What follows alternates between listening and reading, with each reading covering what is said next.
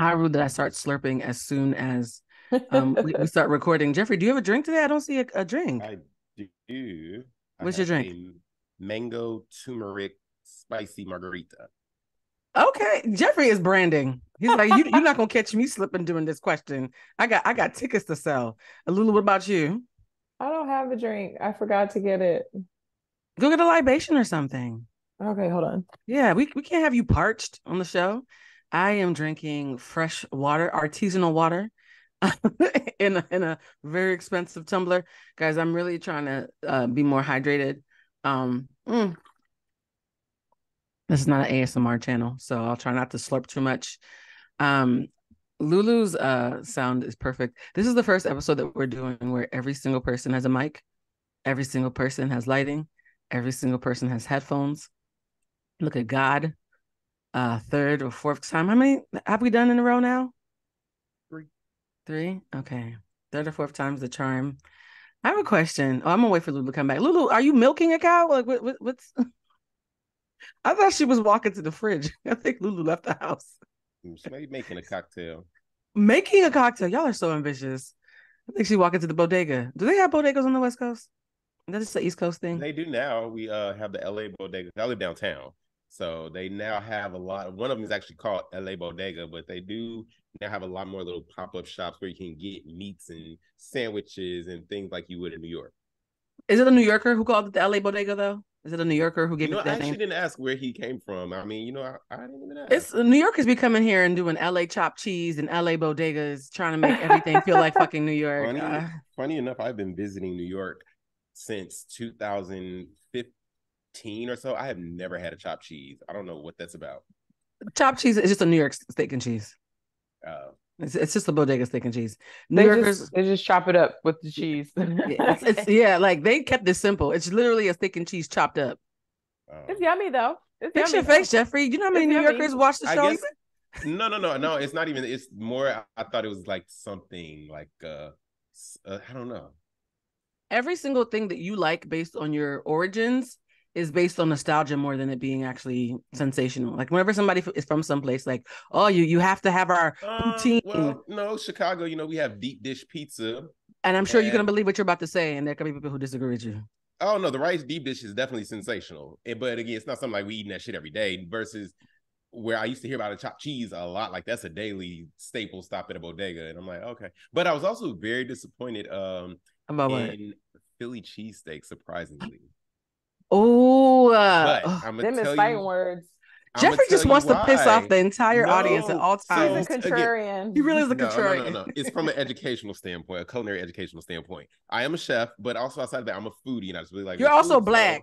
So going to Philly, I was just like, I need a Philadelphia cheesesteak. So asking around, doing my internet searches, my Instagram posting while I was in Philly, asking people, and so they sent me to what they said was the best Philly cheesesteak. And I can't remember the name of the restaurant. Also, I don't want to say the name of the restaurant because I don't want people to okay, Keith Lee, and, hate it, right? But now this is what I will say. Like I was asking, I'm like, okay, when I'm eating a Philly cheesesteak, what is this wow experience I'm supposed to get? Like, is it a flavor? Is it a something? And nobody could give. They were like no, I mean, it's just like the bread is soft, like the meat is tender. I'm like, that no, that is not the characteristics of what makes a. But Jeffrey, you just made my point. Whenever somebody from somewhere is talking about a food they love, it's the memories more than the actual ingredients in the food. Because That's I hate to tell you, no, it's everywhere. Even with your beloved Chicago food, I'm telling you, I know people in Chicago are very proud of their pizza. Not all of us are overwhelmed by it, but I know that you have great memories and you're proud of it.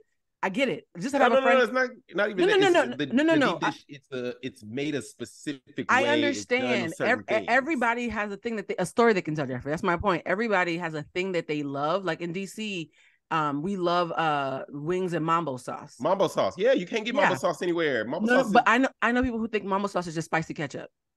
Probably people that live in DC. But I'm saying a lot of people don't have the nostalgic, and so a lot of times it's half food and half memory and pride. And so whenever someone tells me they're proud of the food from where they're from, I take it with a grain of salt because I don't have any childhood memories attached to it. I don't have any pride attached to it. I might just think it's a sandwich, but you think it's the hottest thing walking. You know what I mean? Like I love Haitian black rice. I think Haitian black rice is magical. If one of y'all came over and said this just tastes like rice, I would think you were crazy, but I would get it. right? So yeah, food is interesting. And I will say this. Is there something that you guys like in New Orleans that's not fried that you could recommend to Oh, me? char-grilled oysters all the way. New Orleans is the only place that does it correctly. And Okay. yeah. Because I am one of the few people in the world who's never had a good meal in New Orleans. What? I know. Everybody's always shocked. And you know I like to travel and I like to eat. And You said I you never About had a to good meal in New I've Orleans? never had had a a good good meal in meal. New Orleans. I think maybe it's the person I went with. Maybe she just had bad energy, and so she brought it with her like a little storm cloud. But like we always ended up at tourist traps, and outside of beignets and fried food, which is universally good because duh, I was like, I would love to have something delicious. And funny enough, one of our friends makes an amazing gumbo, and I know that people in New Orleans make gumbo. That gumbo was so sexually good, I still have dreams about it. Right, so I know there's amazing food in New Orleans. I just haven't had it in New Orleans yet. You gotta have Blue. You gotta have my gumbo. I made gumbo for the very first time 3 weeks ago. I want to say, yeah, seafood gumbo 3 weeks ago, and I specifically had two people that I know make gumbo that's actually really good.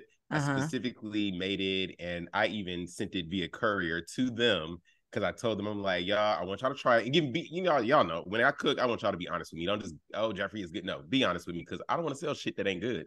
Exactly. And the like when I tell you the feedback from both, one of them texted me the day of and was like, it's so good, it's really good. Then the next day was like, friend, I'm still thinking about that damn gumbo. It was actually Was one of them really the good. other Jeff? It was, yes. Because he makes the best gumbo I've ever had in my life. Yes, that is where I So learned. can I Like, have yeah. some of your gumbo, friend? Next time I make it, yeah. Y'all keep doing this next time I make It's a about shit. to be cold, so it's comfort food season. Well, can we plan ahead? Because I would like some gumbo. Like that's the I one. would too. Yeah, I love gumbo and beignets, and so I know that if I go to New Orleans, get Ooh, gumbo that's and my next beignets. brunch. Gumbo and beignets. Ooh, Bam. look at that! Okay. Look at us branding stuff right on the show, whatever. I'm doing a It's gumbo beignet brunch. yeah. I don't know if you guys saw it. I had an impromptu, unexpected reunion with Jason Lee on live the other day. It was a fun little kiki. And during the live, I had actually planned to go on that live to talk about something, but Jason coming on kind of like derailed me and the conversation became about us catching up. So the topic I was going to do on that live, I would like to like do as our warm up for today. And that topic is cuffing season. For those of you who don't know, cuffing season is that just a black thing, by the way? Do white people do cuffing season? I don't even White know people, that. white people be copying everything, I so was gonna say probably white people they somewhere be else. adapting anything we put out there. It definitely started as a black thing. Okay, yeah, okay. So cuffing season is the time from early October until late December, where you have to play musical chairs to find a partner to keep you warm at night and take matching pajama pictures for you on Instagram to show off to your friends. And it's your way of saying, I need a warm body for the winter. And usually the gag is, the Super Bowl of cuffing season is Valentine's Day. You do your last photo shoots, you do your last bit of fake captions for your friends. And then by spring, you break up and you're for the streets. And my question is, considering we're at the height of cuffing season, the height of cuffing season is pre-Thanksgiving, because this is your last chance to make it look like you actually like this person and not just rushing for the season. Do you guys believe in and have you guys ever engaged in cuffing season? Is the first thing I'm gonna ask, because we're in the thick of it. No, It's I have thick. never engaged in it. Not engaged specifically in the cuffing season situation. Either I was in a relationship or I am just single. Really, it's so funny because I've most of my relationships start around this time of year, but it's not because of cuffing season. To your point, I think I'm just a tourist and I want soup and dick, so I'm just like, hey, should find me a partner. That's it out loud. Oh my god, I am so sorry. I keep forgetting this is a podcast and I'm not just talking to you, motherfucker. Okay, I'm sorry. I can't erase that because the show is raw. How about you, Lulu? How do you feel about cuffing season? I don't really participate either. Like I'm same as Jeff. Like either I'm with somebody or I'm not. I really don't worry about, especially since I don't sometimes it seems like this is rare, but I spend most of my holidays with my family. Oh So I wow. never feel like lonely because I'm always like going to see them. And I realize a lot of people don't do that. Like they don't really go visit their family as frequently as I do, especially during the holidays. So I'm never like, oh, I need somebody to be like, I'm like, I'm probably in the bed with my niece. Aw. And it's funny because even the times where I was not with my family for the holidays, I don't always want that. I Mm. honestly, there was somebody who did a video. They were talking about how y'all be lying, and they were talking about all the things that people lie about liking because it's popular. And he was Mhm. like, half of y'all don't even like Basquiat. Y'all just want to look cool and wear the crown on your shirts. And I was like, I agree with that. Like, there are a lot of things that we all pretend to like. I don't think everybody likes Thanksgiving. I think everybody likes the food. I think there are a lot of us who do Thanksgiving rituals because we have to, but we don't enjoy having to be exposed to people in our family whose phone calls we wouldn't take the other 364 days a year. I do. No, I know you do. That's great. That's beautiful. I'm saying I don't think we all do. I don't think Yeah. everybody enjoys it. Yeah, and that's what I'm saying, that I've started to realize that people don't. Like, I really enjoy my family. Like, I like being around them. I enjoy their company. It's super fun. Yeah. Oh, So that's so I dope. enjoy that. I love Well, Friendsgiving. I I'll love say I do more Friendsgiving. Friendsgiving. I don't really go home for. Yeah. Are you doing a Friendsgiving this year? No, I'm hoping someone's paying me to cook Thanksgiving for Oh, them. oh, wow. You've been branding since you got here. You had your signature drink. You already said beignets and gumbo was about to be an Listen, event. that's what I'm looking for. I'm looking for someone to be paying me for the holidays. No, I like the idea of Friendsgiving. I think it's a lovely thing. It's so funny. I know, Lulu, you can't make it. Jeffrey, I'm hoping you can make it. I'm having my 11/11 party, and I realized that 11/11 is like my non-holiday version of Thanksgiving. It's my way of like getting with my friends around the holidays, but not having the pressure of the Mm. holidays or whatever. Also, it's fun to do magic and mischief and eat shrooms with my friends or whatever. I think for me, this cuffing season has been interesting because I made a vow to myself that I would spend the entire 2023 single and focus on me, because I've never done that in my adult life. I've always had a situationship, a relationship, an ex, some bullshit that I was dealing with. And now that I'm ending off this year, I'm wondering, is it possible that if you are single for too long, you start to lose the desire to date again? I think that is very possible. Really? Because like What's at the this point, you're any man or woman is competing with your peace. Like Oh, that's true. I met a cute boy and I was like, oh, I like him. And then I was like, I hope he doesn't fuck up my peace. And like a year ago, I wouldn't have said that. What do you think, it's Jeffrey? interesting for me how I don't know, like women, it's like I think I'm very relationship oriented because I love being single. I like being single. I'm going on single now, 4.5 years and everything. Oh my But God. it's interesting for me how easily and quickly I can fall right back into a relationship, Jeffrey. You're okay, Jeffrey. There's an asterisk next to that. For those of you who have webs in your pants, Jeffrey's 4.5 years is not 4.5 years. Jeffrey's 4.5 years has been very active.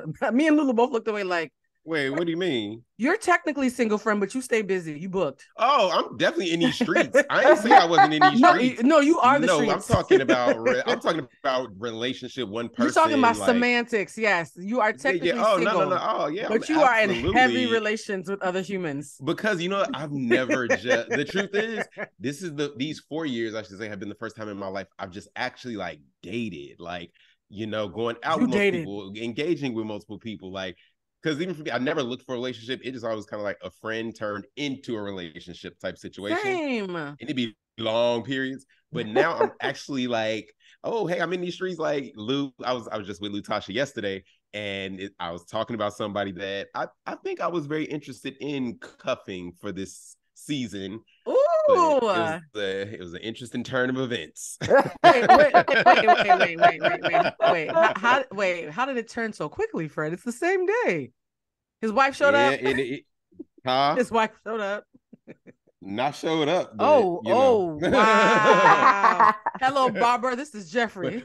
but they exist. They exist was what I found out. Oh man. I don't know what it is about some of us that people just want to make us mistresses. Like I feel like if there's somebody... I know what it is about me. I'm not in denial about that. I'm like, what is it, Jeff? Tell me. What is it, Jeff? I'd want to play with me too.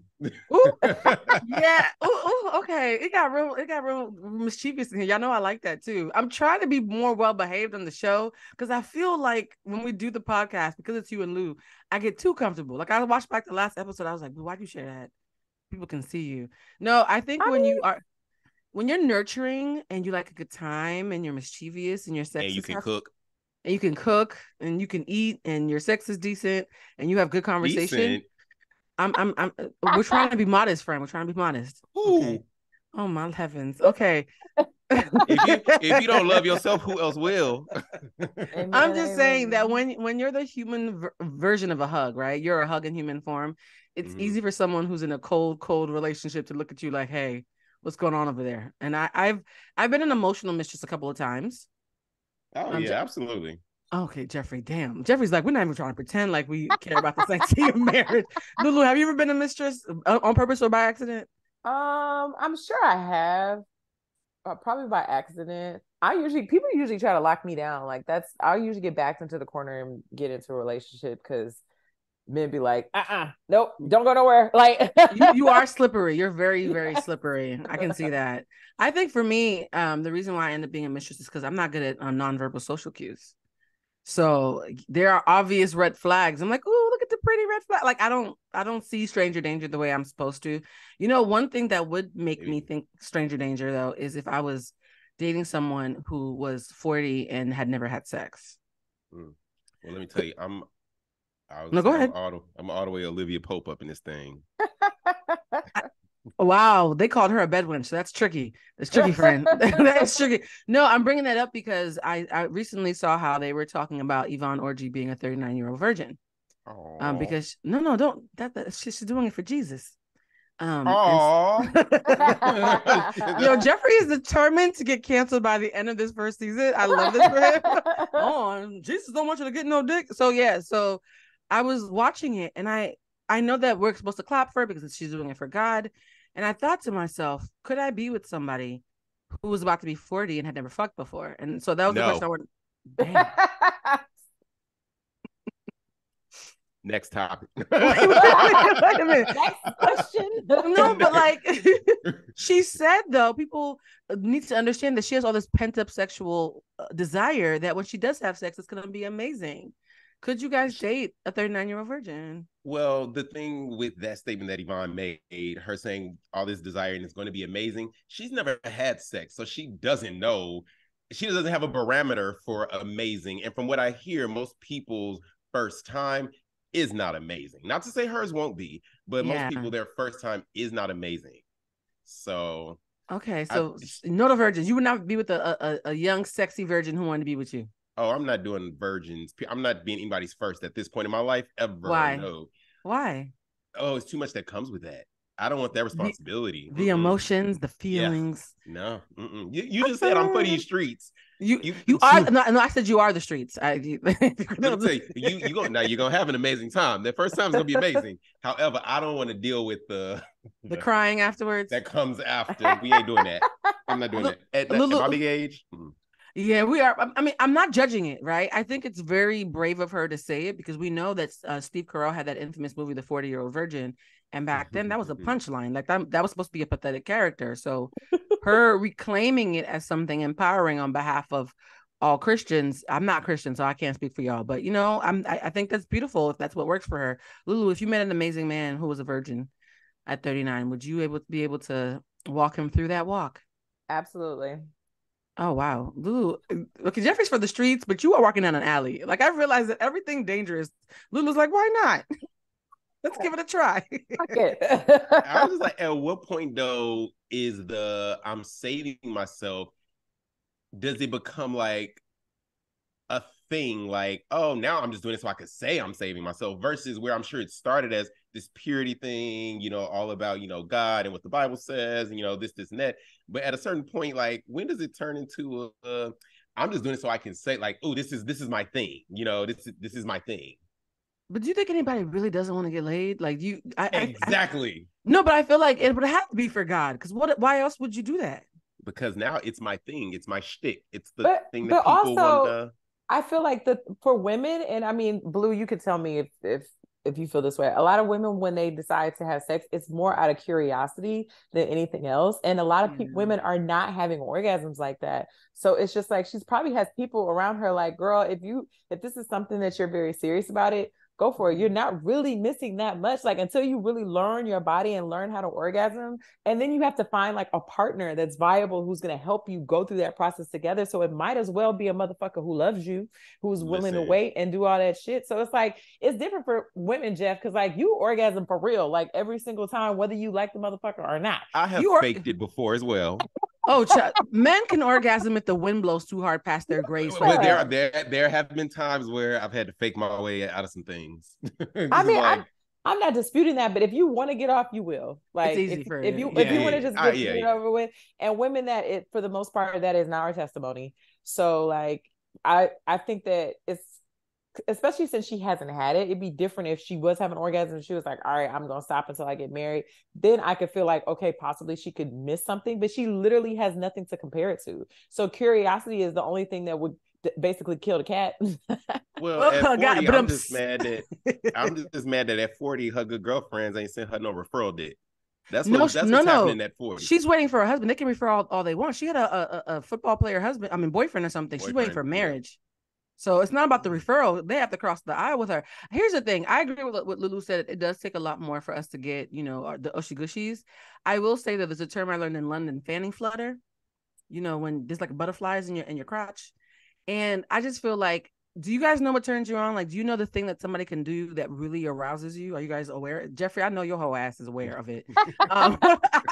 I realized that my fanny flutters for really mischievous, cheeky, smart conversation and alcohol. Like if we're drinking alcohol and you are just back and forth like Serena and Venus with the conversation, I'm going to feel a fanny flutter. Virgin me was still moved by that. Like, yo, I need to get laid immediately because you keep talking and you cute and the tequila disc just hit. So part of me is wondering what happens to her when she has her arousing moment and she fanny flutters. That's when I start to feel like, is Jesus enough at that point? See, like for me, I didn't really have fanny flutters before I started having orgasms. Really? So, yeah. Oh, now you're making me feel like a hoe. My God. Okay. That doesn't mean you're a hoe. That just means that you had a different experience than I have. So that's why I think that if she's somebody who's like me and like you could be attracted, you could turn on, but it's like, it's not, my coochie isn't throbbing like that. You didn't have the heartbeat in your coochie when you were in high school? Uh-uh. Yo, something might be wrong with us, Jeff. I didn't have sex in high school. Don't include me in that, Blue. No. None of us had sex in high school. We talked about this. We all had sex as adults. Okay. All right. But I'm saying before sex, I was already feeling the heartbeat. Like nobody else was feeling the heartbeat. I mean, I don't know. I think boys are just naturally like, I don't know. Horny just happens when puberty hits. I thought that was everybody.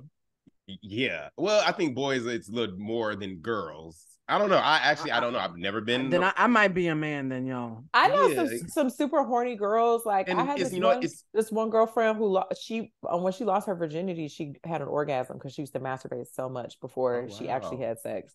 So there's a wide range of people out here. That's what I'm saying. Yeah, it's not a blanket statement, but I think typically more men, like teenagers, like when you see porn or back in my day when it was the squiggly Showtime softcore porn and the Skinamax and all of that, it's just when you wake up in the morning once you hit puberty and that thing is just like puberty gave me a lady boners. Like I woke up one day and I had C-cup breasts and a heartbeat in my crotch, so I just thought that was everybody.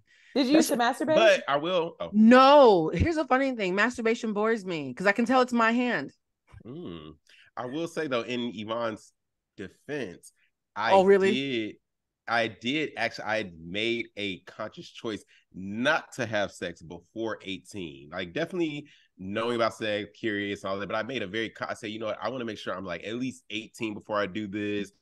Everybody in high school talking about what they're doing now. I know them niggas was probably lying, but everybody in high school talking about they doing X, Y, and Z. I really did make a conscious choice about, you know what? I at least want to be like 18 before I do this. Jeffrey, 18 is not compared to 39, friend. That's 218 plus something. But I'm saying that's what I can see in the beginning why it started as, oh, I'm making, this conscious choice. And now it's just like, oh, this shit is a gimmick. I'm sorry. A gimmick for Jesus. Okay. Shout out to the reborn again virgins, the waiting for marriage folks. How many things has she done that is not of Jesus? That's true. Because when I went to Catholic school, a lot of the girls who were waiting for marriage did anal. And that's what I'm curious about. Is she talking about no sexual contact period in her 39 years? Or has it been a little hand job, a little mouth somewhere from either oral party? Sex is sex, guys. Sexual contact is sex. So I'm curious, is her virginity strictly just insertion, or is she saying like, I have never seen a penis outside of television, magazine, that type of thing? That's what I'm curious about. Wow. I mean, she would never come on this show now that she knows those are the kind of questions you'd be asking. Why not? Yvonne is a sweetheart. I've met her before. She is. Actually, I was backstage with her in London when I went for the Beyonce concert. She was lovely. It's just that she also seemed like she's very clear about discernment and privacy, and I can't see her answering. So did you take anything in your butt, or is it just every hole is a virgin? Like I can't see her answering. The Yvonne that I have met, she was very open, honest, and on fun. camera. No, it wasn't on camera. Yeah. Oh, this was no makeup, hair wrapped up. Like this was Exactly. Yvonne after a workout. You know, I love people after Yeah. workout because you are I your most know. authentic self. And ran into her on the street with our other friend Jessica. But just super nice. And the only reason why I could see she wouldn't be, I would feel she wouldn't be open about that would be because, oh, you know what? There might have been a little touch something or, you know. Yeah, I saw her backstage at the Mo Gilligan show, and she had been on stage and killing it. And there was still you guys know that thing of when somebody is in work mode, and so they're being lovely, but it's all there's still like a wall around them of discernment and X, Y, and Z.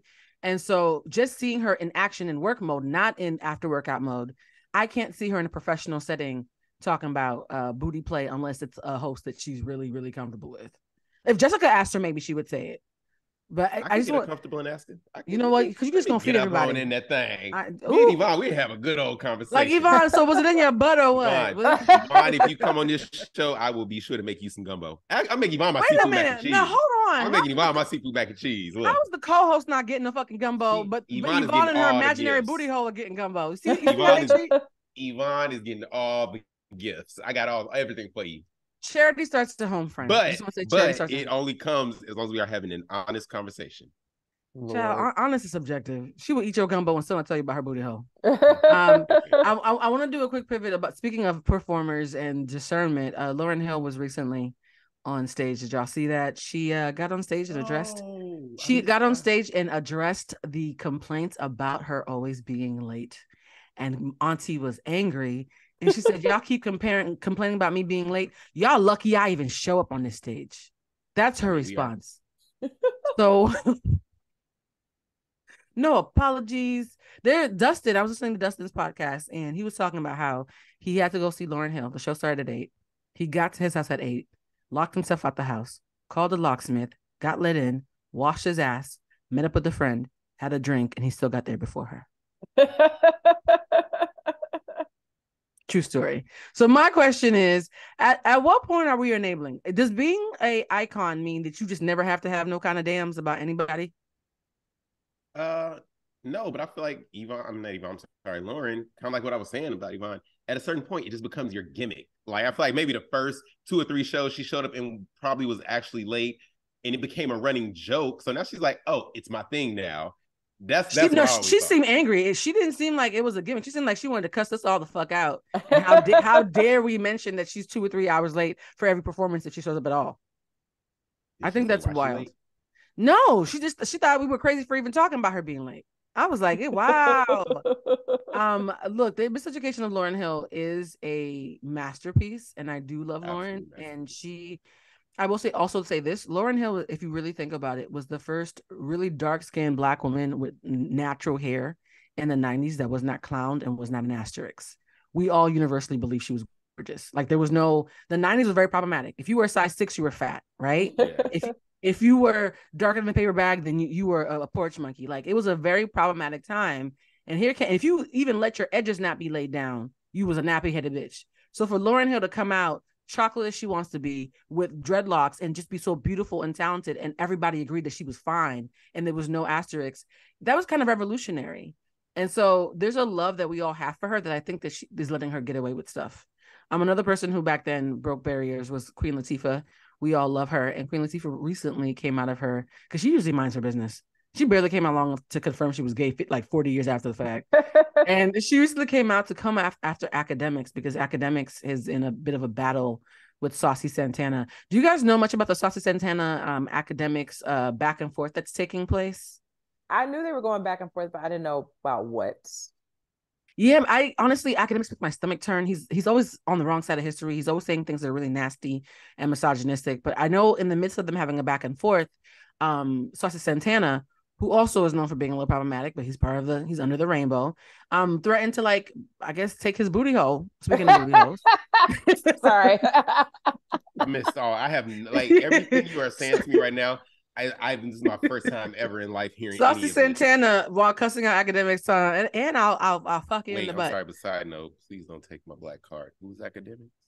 Academics is just a shock jock.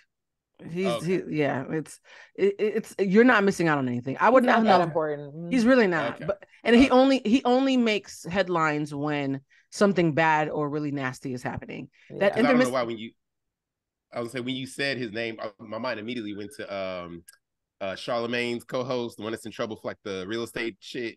Oh, DJ Envy. DJ Envy, yes, DJ. That's who my mind went to, but I realized, wait, that's not the same name. Y'all, we can no Okay. longer talk about the Breakfast Club because Jason might be trying to get me on there. So I love you, DJ Envy, and I love you, Charlamagne. And you didn't do it. I don't think you did none of that. Okay. That man lied on you, Sean. But no, like Academics, if you look him up, and it's Academics spelled with a K, I think. He's like a broke man shock jock. He is part of that infamous meme of Joe Budden having that scuffle with the Migos at the Grammys. Remember when Joe Budden was interviewing Migos at the Grammys, and there was a disagreement, and the Migos got up, like they squared up on Joe Budden, and he walked away. Academics is literally sitting next to him in that meme. I have never seen this man in a day of my life. He has an emoji face. He could be anybody. It always makes me laugh when I think about him when Erykah Badu was on his show and she was like, "You remind me of something." It ended up being Tom from Tom and Jerry, the little mouse. Yeah, Jerry is Jerry. He does look like Jerry from Tom and Jerry. And Erykah Badu actually lashed out at him and like rebranded one of her products with his face on it. Her pussy incense, she like renamed it after him because he's a pussy. Like everybody just hates him because he's not beloved. We'll just put it that way. He's known for only making headlines. So he's constantly going after women, Black women especially.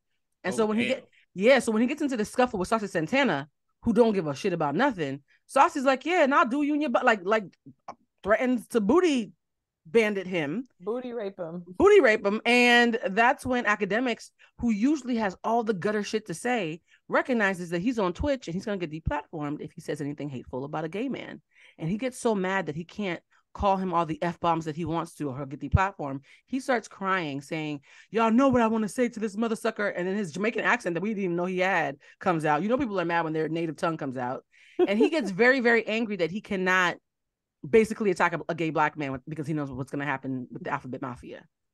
And the joke is Saucy Santana his karma? Because you had no problem attacking Black women, but you know that if you attack the gays, they're going to shut your shit down, right? And Queen Latifah actually came out. Let me pull up the quote.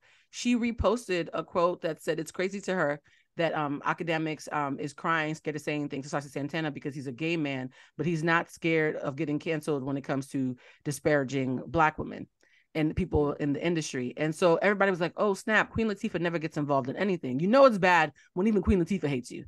Yeah. For Dana to put away her living single checks and go to the internet and the Wi-Fi and log on and to say, I can't stand you, mother sucker. That's a big deal.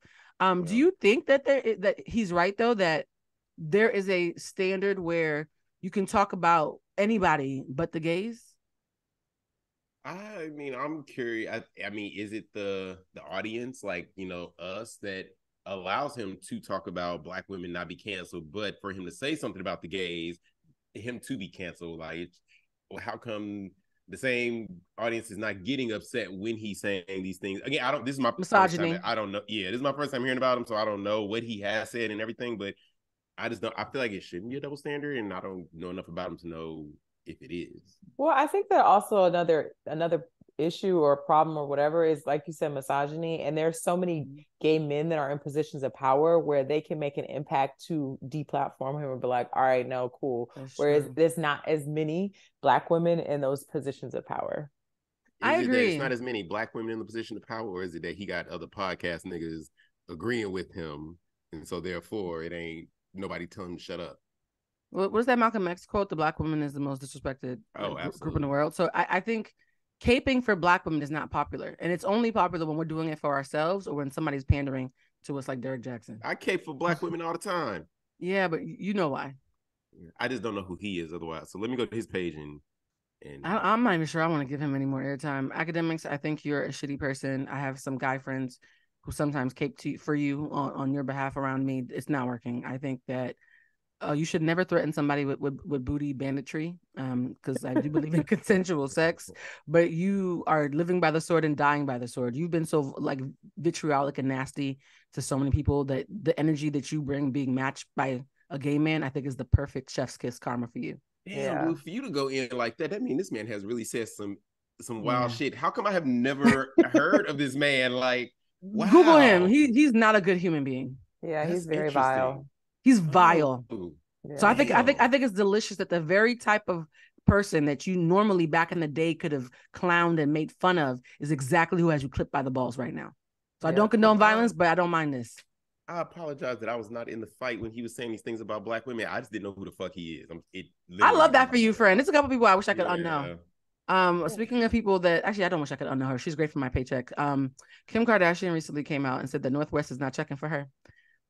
She did an interview where she was talking about how Northwest basically is terrorizing her. And while she's doing that, have kids. Well, Northwest is an old Black woman. I really think the spirit of Donda has climbed into Northwest. Looks more like Kanye every single day. I'm waiting for her to. She dressed as Kanye for Halloween this year. I don't know much about Northwest. I've seen it where she does like photos and she's like, no pictures, no picture. I've seen that little thing, but I saw a clip scrolling on, I'm gonna assume the Shade Rooms. They usually post that stuff. This little girl was eating an onion. That's the clip we're talking about. She was eating an onion. I didn't even listen to everything. Like an apple. She was eating an onion like an apple. I saw a child eating an onion. Listen. Chucky. I didn't want to look. You know, because she's a child. Children are supposed to be off limits. So was Chucky. There is a grown ass demon inside of that. No, like, you are eating an onion. She wasn't just eating an onion. As Kim is saying, my child has taught me patience because she's never checking for me. Then Northwest is eating an onion, making eye contact, like, yeah, bitch, and what? And then Kim walks away. North follows her, looking for violence, and they asked North because like, this little girl is trolling her mother on camera. They asked North, "Are you proud of what your mother does?" And she's like, "What does she do? What does she do? We're gonna be proud of. What is it? What's her job?" I didn't get past the onion eating. Like, can you imagine eating an onion while looking into the eyes of a cameraman and saying, "What does this bitch do for me to be proud of? What are you asking me?" And I was like, "Oh my god." Eating an onion. I'm sorry. I'm still eating an onion. I'm still on. What does she do? You asked me if I'm proud of this bitch. What does this bitch do? Can you imagine your child straight to Lutasha's house? Jeffrey, what would you do if you were in the middle of doing like the biggest fucking order of your life? You were about to cater the Grammys, okay? You about to go to Oprah Chalet somewhere and do the biggest job of your life, and somebody asks your child, "You proud of your daddy?" And they're like, "What he do? He made some grits. What's that?" Phyllis, come get your niece. I'm so tickled by it. I love that they were so big on having these swirly babies, and one of them just accidentally came out Black. Very Black. Northwest is Black, and I feel like she's just gonna get worse, and I'm here for it. I love it. She's terrible. Like the fact that Kris Jenner, the mastermind of all masterminds, is like, yeah, Northwest, we think she came here to teach us patience. What does it mean when a white person says that about a Black person? It's like we allow, so specifically celebrity children, to do all this and find it cute and funny and cheeky until they're 18 or grown, and then that's when we start attacking them in the way that people attack Kim Kardashian or these other celebrities and calling them all this and that. But when they're young, like right now, I'm like, this little girl's eating onions. Y'all, it's time to get the belt out. Yes. Wait a minute. No, if she took the belt out, Northwest would call the police on her. This white woman just hit me. Like, she would call the cops on her. I don't think it's smart to hit North. That's because she is not. Never mind. I'm not gonna say. You better not say she's not of God, because I am Team North in this. I think. Oh no! I'm Team North too, and but I don't even care if she does terrorize. She can terrorize Kim the rest of her goddamn life, because I feel like Kim been terrorizing Black women her whole life and being a caricature of Black women. So yeah, it's about time that somebody in your house is getting you together. It's cute. I think it's cute and chic. I think it's very cute and cheeky. Northwest ain't did anything that's really like hurting her mama feelings or for real disrespecting her. But let me tell you something. When them cameras is gone, ain't no child disrespecting me in my house. that just ain't happening. Okay, let me do the quote. This is what Kim said about how North terrorizes her and trolls her when the cameras are off. So she's saying when the cameras are off, she's in trouble, not North. She said North will go to her dad's and then she'll come back and be like, "Dad's the best. He has it all figured out. He doesn't have a nanny. He doesn't need a chef like you do. Why can't you get your life together?" So the girl comes back from her daddy's house like, "Bitch, you are a mess." Okay. No. Oh, no. Okay. You don't need a chef. Great. Okay. No, Kim I'm gonna needs show the you better chef. than I can tell you. The chef is not for North, it's for Kim. Kim's not gonna give up her chef. That chef is cooking the household food, so it's cooking for North. That chef is working for North as well. I feel like North would be fine with a bag of onions. I really that is what will be in her lunchbox every day until she go to her daddy's house. And she will go to her she will go to her daddy's house and be like, "Can you believe this bitch just gave me more onions? I was just sure did. Go. I am disturbed, but it is also lets you know, right? Because I'm convinced that North and Blue Ivy are going to run the world. I really do hope that North and Blue become best friends because they're both two old women living in little children's bodies, running their families. I think Beyonce would rather die a horrible death than her eldest daughter, to be best friends with motherfucking Kim Kardashian's daughter. See, this is where it gets tricky, guys, because at Beyonce's last birthday party, there was only like 50 guests. One of my homegirls was one of them, and Kim was sitting next to her. Kim is invited to their family gatherings all the time. But was she talking to her? Because I feel like every time she next to her, Beyonce be like this, Kim be like, and Beyonce be like, they hang out. They actually hang out. And I just always feel like it's just such a, again, we don't know these people, so it's so easy to talk and say the shit that we say about them, but we don't know these people. And like, I truly believe the Kardashians have no souls. They are going to do whatever the fuck they got to do. Oh, wow. They are going to listen. They are going to take from whatever culture is hot at the moment and this and that.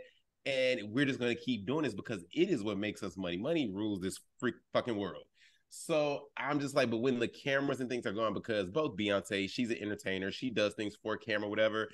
Kim obviously does. When everything is gone and it's just them, are they like, bitch, I just did this shit for that. And they just like real people, like real friends and stuff. It's like, yeah, this is all a gimmick. But Tina, and because when we were at the concert, Tina and Chris rolled up together in the VIP section. Like their families are commingled. I feel like Tina is just like a nice Southern woman. I do not think that Beyonce is fucking with Kim Kardashian like that. I really don't. I don't know Kim. I don't know Beyonce. I don't know anybody, but I just feel like Beyonce is like, I don't fuck with you like that. Like, I know we're in the same circles, like, cool, we can hang out, but I don't really see it.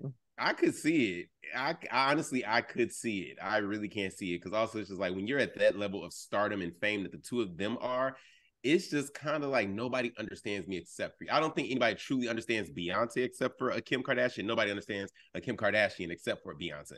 I feel like that's like apples and oranges. And I would be insulted if I was Beyonce and I heard somebody say some shit like that about Kim Kardashian. She said those are fighting words again. Yeah, you know what's so funny? Have you ever had friends that you are in the same circles with, and so you're always in pictures together, but you're not really friends? Yes. So my gut kind of feels like they're in the same ecosystem and they're friendly. So I think I'm like a hybrid of the two of you. I think they're friendly, but I don't think they're friends, if that makes sense. Like their families commingle, their kids might play, their mamas definitely hang out, but I'm not sure that goes past friendly. Like we're going to be in the same circle because to your point, Jeff, who knows how rare the air is up here.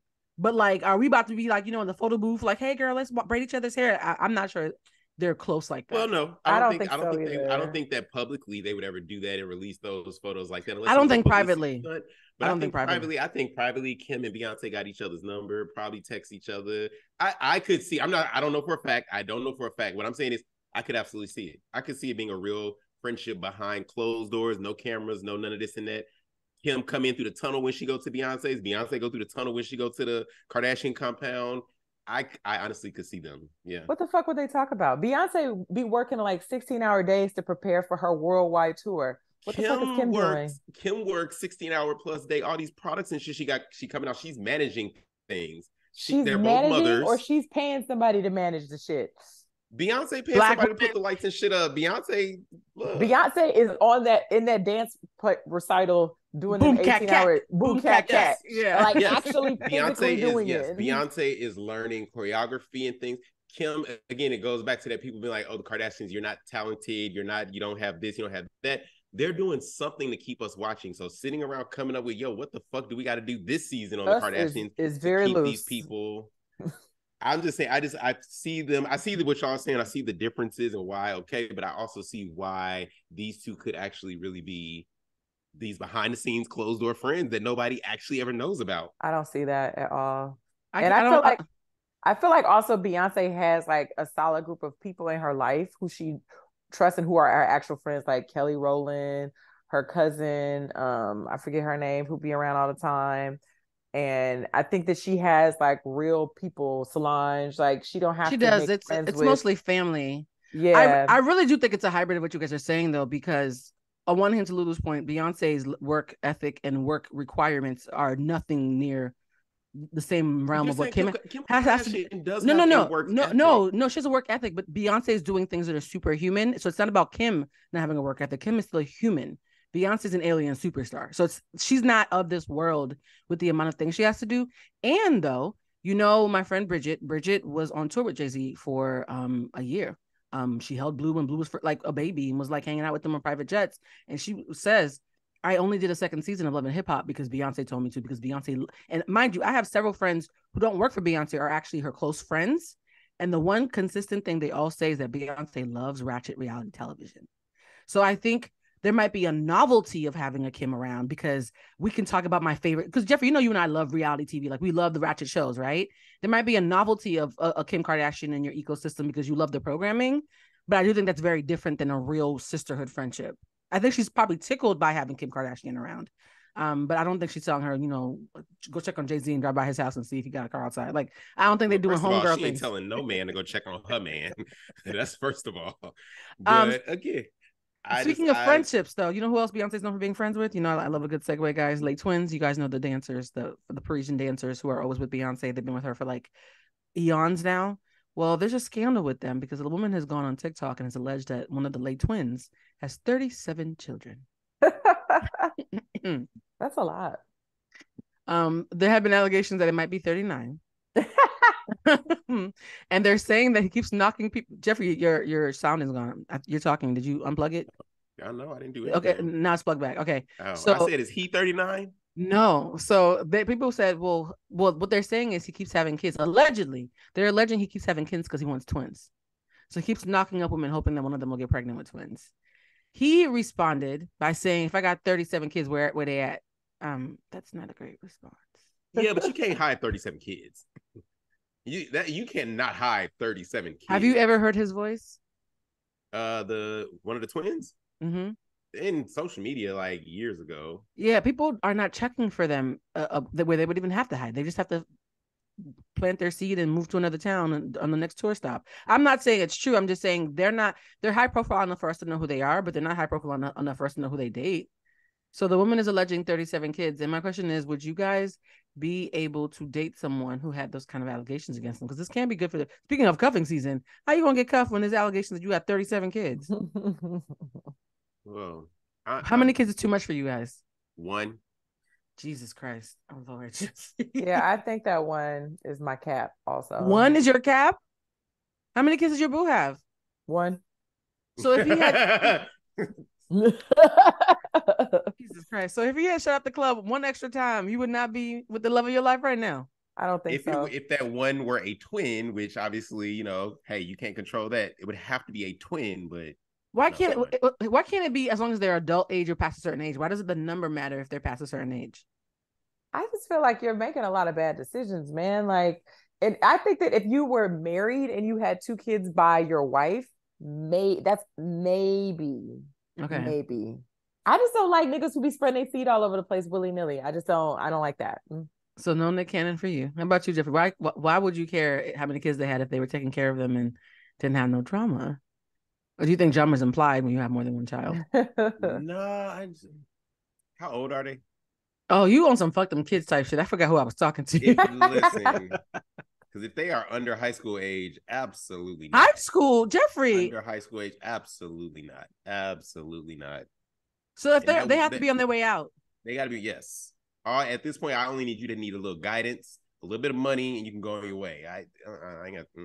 I told you guys before, I wouldn't mind dating somebody with a kid if the kid was over 5, because for me, it's more so if a child is under 5, the probability of your ex-girlfriend or ex-wife still wanting to hope that y'all get back together is much higher. You know what I mean? Like, I know somebody that I dated one time who had a 6-month-old.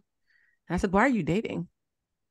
Like, you have a 6-month-old baby. I don't think when you have a 6-month-old baby, you should be dating. Even if you're not still with that person, everything's still too fresh. You know what I mean? The baby is fresh. The baby's eyes have barely opened yet. So I think 5 years or older I could do. But I could do 2.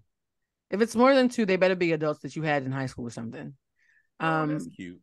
Oh, would y'all help me babysit since y'all? Hell no. Unless they came out of your vagina, yes, I would babysit. But you talking about somebody else kid? I'm not babysitting your boo's kids. Fuck that. Right. What kind of ghetto love story to Blue got herself into? What if I love him and these are my kids now? Blue, this is the most ghetto shit I've ever heard in my life. Y'all are not supportive.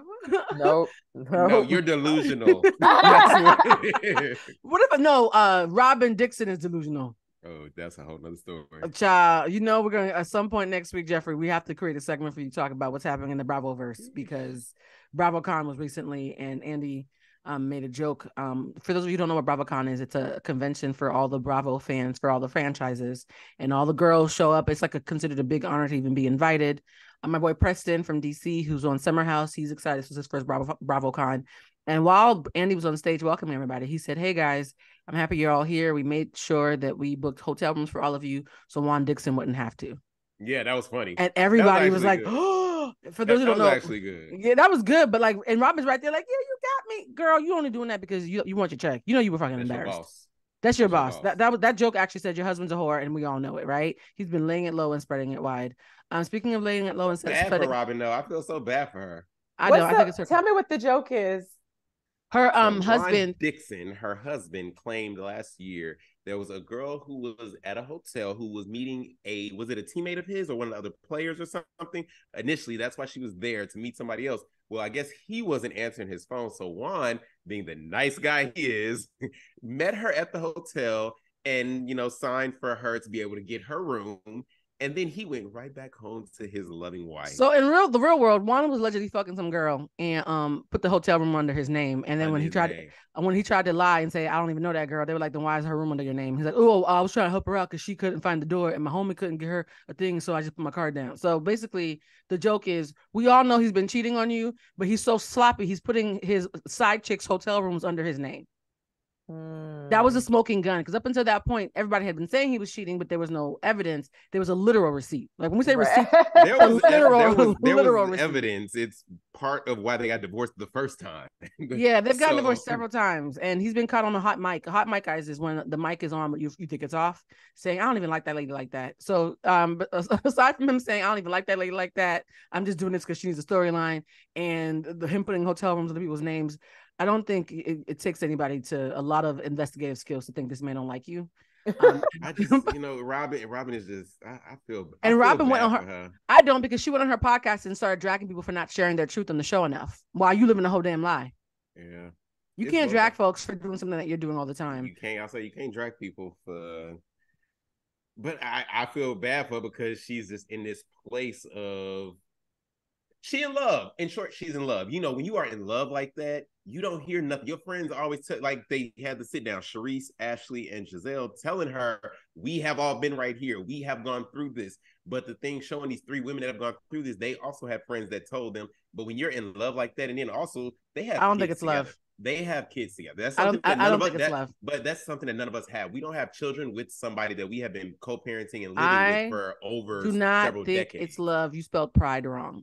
I have been in long-term relationships that were hot trash, and after lots of therapy, I discovered it wasn't love. It was pride, because I didn't want to prove everybody right. When you lots of therapy, but when you're in it, it's still not love though. Yeah, lots of therapy, but when you're in it, you believe that it's love. And I think, I'm telling you, right now, yes, what she believes could be love, but in real life, it's not love. It's pride. But she's not in real life yet. She's still in that bubble where. So you agree that she's delusional? Oh, I know she's delusional, but I feel bad because we've all been there. Lou has been with me. Jeffrey, you and your guilty grace. No, it's not guilty. This is the thing, Blue. It's not guilty. Everybody looks at her like, "Robin, you stupid," because we know she is. Yes, we know Juan is cheating. Juan is fucking. Listen, Robin, the thing with these reality stars, specifically the women, they get on it with this excitement of, oh, I'm gonna be this reality star, but you don't understand. You're famous, so the streets believe your husband is famous. They got money. They coming after your man. That's why all these divorces happen in reality TV. Juan is out here fucking. Let's be very clear about that. Robin is the first one to literally try to destroy somebody's marriage every single season. So I'm calling bullshit on all of this. If you have a trash ass marriage, then keep your mouth shut about everybody else's marriage. I'm That's calling bullshit. Robin does not believe she had. We know it, Blue. We know it. We see it. Robin does not believe she has a trash marriage. Robin believes she is in love. So she's in her. If somebody on acid, right if somebody on acid bites your face because he thinks it's an apple, he still bit your face. He's still full of shit. Okay. Her delusions do not make this any. I don't feel bad for her. I think she's a nasty piece of work with the way that she attacks people, and she's throwing a stone, living in fuck a glass house. She got a glass window. It's not even a full house. It's a single panel window. I see the truth. I know that Robin, I know what you don't see. We all know how this is going to end. We know how it's going to end. But I understand, Robin, having been someone in a relationship and seeing that's what enabling. You want to see in your partner. I think it's very... I agree with you're an enabler. Because I think when you're a bully... Like, here's the thing. If Robin wasn't a bully, I would have sympathy for her. But the fact that she is attacking everybody for the very thing that she is the most guilty of, I bully. So I cannot feel sympathy for someone because everybody has a sob story. So what? All horrible people have sob stories. That I'm not going to enable her bad behaviors because you feel bad for her because you were a dumbass once too. What is she, 112? Every sin got a past, every sinner got a future. I'm not saying I agree. I do not agree. I don't feel bad. Fuck agreeing. I don't even feel bad. But no, I'm not even saying I feel bad. I understand where Robin is at this point in her life. You say you felt bad. That's right. At first, I understand where Robin is, why she's defending him. And again, they got kids. That's something, even in my love and relationship with somebody, I never had kids. So they have young kids, not even high school age, which I can't stand. I'm so sick of people using. I'm so sick of people using kids as an excuse to continue. But Blue. Let me finish. But you don't have kids. Let me finish because even that's tired. I am so sick because the people who have kids who are less qualified to talk about it than I am. Having children doesn't mean you're good at it, right? So I am very sick. Having kids doesn't mean you're good at things that involve parenting. I know people who have many kids who suck at parenting. I know people who have no kids who are amazing human beings and end up being great guardians. So I don't think you birthing someone the way a cow or anybody else could birth something means you automatically know what kids need. Plenty of people have kids biologically and don't know shit. And I really think that there's nothing more dastardly, especially in our community, than you using children as an excuse for fuck shit. Because guess what? You're teaching them fuck shit and then cycle continues. I think her having kids is what makes it worse, not better. Her having kids is what makes this even nastier to me. It makes me less sympathetic because you're now teaching your sons that they can cheat on a woman, play in her face, embarrass her publicly, and still take no accountability. She has boys. See, also, you're teaching this to boys. That's even more reason to be healthy. At the age that they are, the kids aren't sitting there watching the show. So to the kids, in bullshit. Are you serious? Okay, now these kids are under the age of them kid Carter and I forget the other one name. Jeffrey, my friend had a baby 6 months ago. I think I saw him holding a phone. I'm calling bullshit. These kids are coming out the womb asking what the password is. Okay, I'm so sorry. I think using kids as an excuse to be toxic is a very nasty trauma response that our community needs to cut out. Having kids means be healthier, not more shitty. We're gonna keep on being in loveless marriages and embarrassing each other in public because we have kids. What? But that's the thing. Robin doesn't believe she's in a loveless marriage. Oh, that's okay. Well, she doesn't believe that. We can see it, and we know that. Well, I ain't gonna even say it's loveless because it's plenty niggas that love but still cheat. I ain't gonna say Juan don't love her. That's one thing I will say. No, Juan don't even like her. They caught Juan on camera saying he don't even like the lady. Listen, I ain't gonna say nothing about they love because I ain't in their heads and in their hearts. I see it. I know it's some bullshit. I know it's not going to end well. But at the same time, I understand a person in their love bubble just ignoring the outside world, defending their relationship the way they want to because they in love with this person right now. And it will come crumbling down. And Blue, we will be sitting here like, girl, we told you. But Jeffrey, I have a question. I have a question. What is that? What is understanding? You understand now what? Wait, say it again. What does understanding add to the narrative? Because my thing is, I think a lot of times I get a very myth that people think just because you understand something that it in any way takes away from the arguments, right? Like, I understand why somebody would commit homicide. You're still going to jail, right? Like, just because you understand doesn't excuse it. And so, we understand. We've all been dummies for love. I still think that the way that she's moving is shitty. Like, to me, it's almost irrelevant. It's like saying, I know that he stole your money, but, he was such a beautiful baby. okay. Not the baby stole the money. What you mean, girl? No, like a lot of times people be like, he's a good person. He gave me $2 when I was hungry in pre-K. Like saying that somebody's not Hitler does not mean that they're absolved of taking accountability for their shitty actions. Robin being understandable, Robin being a decent person is irrelevant to her being a shitty human being when it comes to taking accountability. Decent person. I have a friend who got mad at me because we got into an argument about Robin and Giselle. And I was like, everything you just said, okay, you like them because they're your homegirls and y'all got drunk together. They're still shitty to people, like completely irrelevant. I'm speaking with somebody who went from being irrelevant to being very relevant. Party. You guys know Partisan Fontaine, is that his last name? The former boyfriend Megan's of boyfriend. yeah, he has been getting lots of hate because Party did the thing that many of us fear. He got a tattoo that said feminist, did that viral song Black Girl, you a black girl, we love you, black girl, and positioned himself as a black man who loves black women, only to cheat on Megan Thee Stallion and get his dick sucked in her bed while she was at the height of her depression during the trial. So being a nigga, basically. Yeah. And so, Jeffrey, we know you're jaded. We're waiting for that segment in a second. So no. The entirety of the internet is having a strong reaction, talking about Party, come outside, we're not gonna hit you. You know that those memes that they have, like, just come outside, we just want to talk. So the internet is trying to beat his ass because how dare you? Like, imagine this, guys. Your mother, whose dream was to be a rapper, dies right before you become successful. So the very thing that your entire life that you and her both wanted for you, that she wanted for herself, she dies before she can see it, right? You don't have your mother or your father. Then the man who you're hanging out with as a homie, who in your moment of distress, you have a sexual relationship with, starts fucking your friends behind your back and during an argument shoots you in the foot. And then when you try to cover for him because you're scared because it's during the height of George Floyd, instead of saying thank you for covering for him, he uses all his A-list friends to clown you publicly and try to make you feel bad about something that he did to you. You spend 2 years being clowned as a victim. You are going through a trial where they're talking about everything from your body count to your pussy, to your lyrics, to your integrity, to your friendships. You're getting dragged. You literally write a song about how you were suicidal and about to slit your wrists. Your boyfriend is telling everybody how he loves you, loves you, loves you, and how they ain't got to worry about you because he has your back. And you come home and find him getting his dick sucked in your bed. There is something so nasty about that narrative. There's something so, and the thing about Meg Thee Stallion story is she, to me, is the perfect snapshot of the most painful parts of Black womanhood, because a Black woman could be beautiful, successful, talented, be fighting off all the demons of the world, and can't even come home to basic compassion. No. So what are you guys' thoughts about her new single Cobra, where she says, she's like, no. Blue, no. Jesus Christ. Like everything you just said, this is Blue. You are one of the most logical people that I know. Yes, and I know. Everything you just said, like, pulls at heartstrings. But Blue, sometimes you have to take that logic, throw it out the window, and think like a nigga. Yes. Like, I haven't shared an opinion. I'm just sharing what happened. I was just setting the stage. So what do you guys think about Meg and her new song? Have you guys heard the new song? Yeah, I listened to it. Yeah, what did you guys think about the lyrics? Because the lyrics are heartbreaking. She's like, I'm killing myself. Like, damn, I finally see it. I'm thinking of killing myself when bitches would die to be me. Like, think about the idea that you're suicidal and thinking about slitting your wrist while there's people who would literally kill to be in your position. And it really underscores that fame alone and success alone doesn't equal happiness. And when she keeps on, it is a hell of a drug. And people keep on saying, well, Meg is this and Meg is that. The line in the song that really breaks my heart the most is "I miss my parents." Imagine going through all this. Lulu, you were talking about how close you are to your family. Imagine you're going through all this and both of your parents are gone. Do you think that the men of our community owe Megan an apology because they smeared her name for about 2 years straight?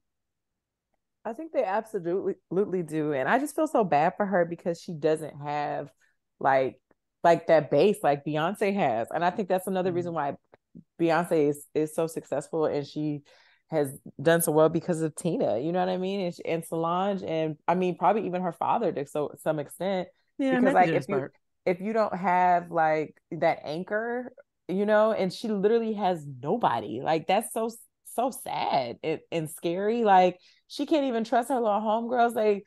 They fucking her little your best friend. Side. Like that's crazy. You know what I mean? Like I feel when I heard that whole Tory Lanez thing, like people were so hung up on like, oh, she lied about sleeping with him. I'm like, I would lie too. The fuck, like. So would I.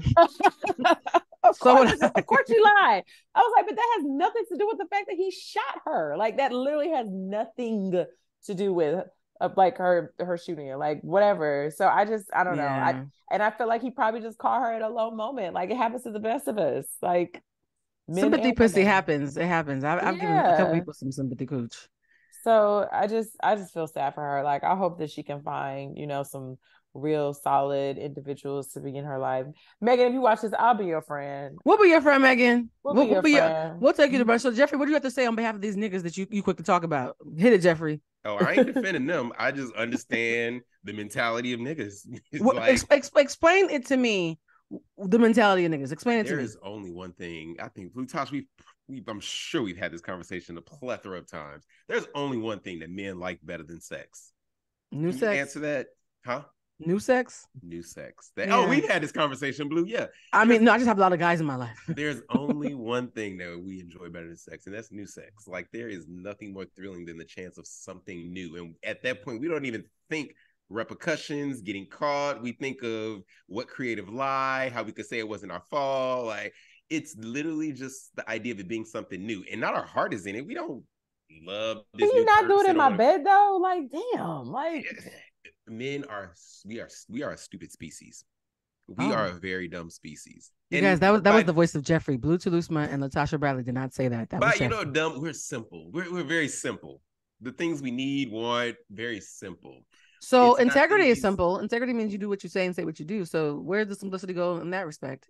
You got to talk to some of these niggas because it's just like they're not. I love how it's we when it's talking about fucking, but it's some of these niggas when it's time to answer the questions. Because some of us have a little piece of integrity when we do stupid shit. I do stupid shit as well, but sometimes there's a little bit of integrity. But I have been a recipient of some stupidity and lack of integrity. Uh-huh.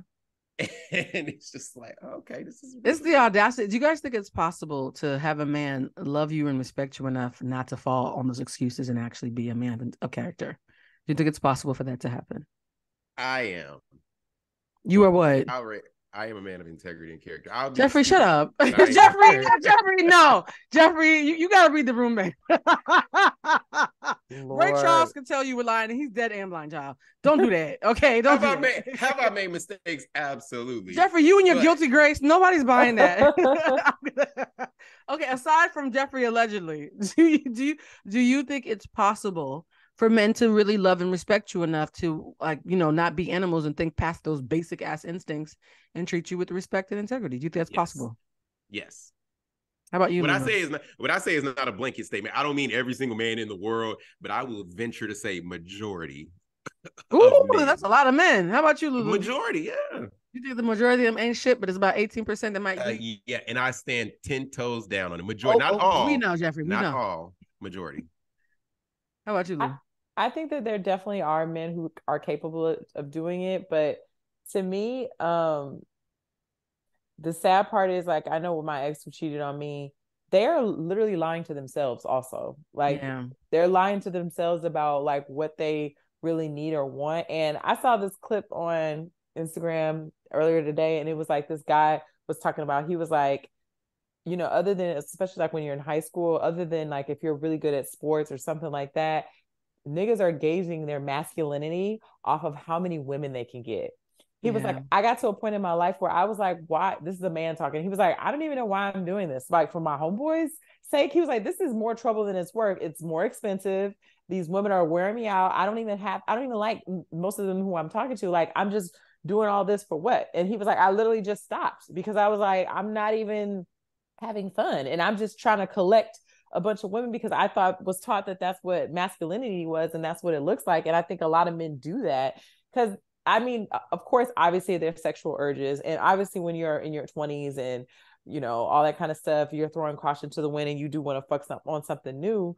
But I think that a lot of them are really insecure, like they're not emotionally intelligent. They've had their own scars that they're not dealing with, and so they need that constant validation from women when it's gone further than just like, oh, I just wanted to have sex. Like, for you to go as far as to get your dick sucked in your girlfriend's bed like that while she's suicidal and being attacked publicly.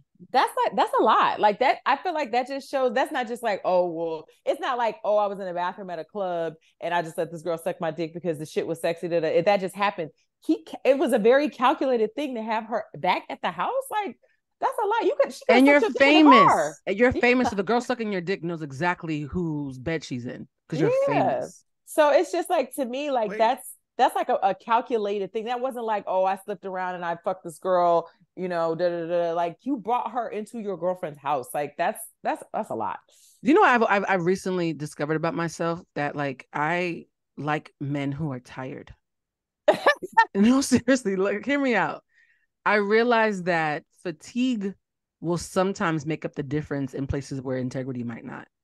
There's a moment when a man gets tired and he's like, I'm gonna sit my ass down with somebody. I need me somebody who done got it out their system. Like, can I sit next to you? And It's also, never. I will say this too: there's nothing more dangerous than an insecure man who just got a winning streak. Ooh. Insecure men who finally get a W, Ooh. that hole inside of them will never be filled. And so they're Mm. constantly chasing things because they are so bitter and so sad about all the L's they took and all the bitches or niggas, depending on who they're And they had to into. glow up. Yeah, and they had a glow up, and now they've gone viral, or they got their skin fixed, or they got some hair plugs, or they grew 6 inches, or they got some money. And now that they're finally winning, their demons have a bank account and access. And rather than getting therapy, they try to throw No, all not these therapy. bodies at their pain. I'm gonna tell you right now, guys, I had a sex addiction when I was in my 20s. I don't talk about this often because I was one of those. I used to be a fuckboy, right? Where I had all these daddy issues, I had all these anger issues, I had all this sadness inside of me. And I got a little cute and I figured out how to do my hair and my makeup. And I moved to New York and I was getting lots of play and I was being sexually free. And I started using sex instead of dealing with my emotions.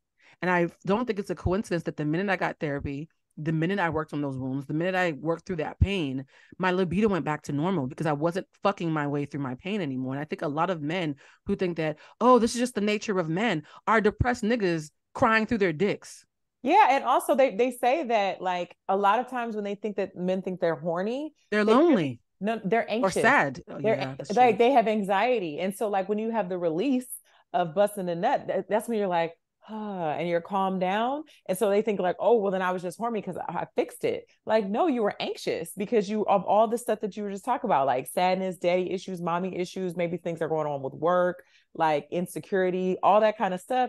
And you're anxious. So you think you have to nut or you got to fuck on something, like you said, with the sex addiction, when really you have internal issues that you have not addressed. I love that you said that because I told you guys about that recently about the study about when Black women are anxious, they get angry. So we're getting angry because we don't want to deal with our anxiety. They're fucking on everything because they don't want to deal with their anxiety. The whole time, everybody's just sad. And we're pretending that men will be men and women will be angry. And we're acting like these are gender norms when it's actually just cries for help that have been Yeah. normalized. Yep. And I So, think that yeah. they don't talk enough about how men are insecure and also have mommy and daddy issues enough. And so, like, And abandonment issues, which is why they abandonment they issues. often want a bottom bitch who's going to love him enough to take his shit, but hate herself enough to not have dignity to walk away. And I'm at this point in my life where I want somebody who's been through all that and is tired of his own shit. I want a man who is tired of his own shit because he's not going to do it for me. He's not going to. Yeah. He's not going to do it for me. He's going to do it for Jeffrey. One day you're going to be tired, and then we're going to invite us to your wedding. What are your thoughts This about ain't about this? me. No, this is a Jeffrey. You are the man on the panel. I'm You better actually speak up. no, I know, and I'm just listening because it's always the battle of the sexes, and It's not sexist. It's it's about always sadness. interesting to me to hear what I'm hearing now is women, Blue and Lutasha. Uh-huh. Did You hear it? By the way, I want to choose my words. before you choose your words, I want to frame set for fact checking. Lulu and I talked about the compassionate ways that men could think about why they do the reckless things they do that they might not know the reasons for. So we just gave men language for why they sabotage their intimate relationships.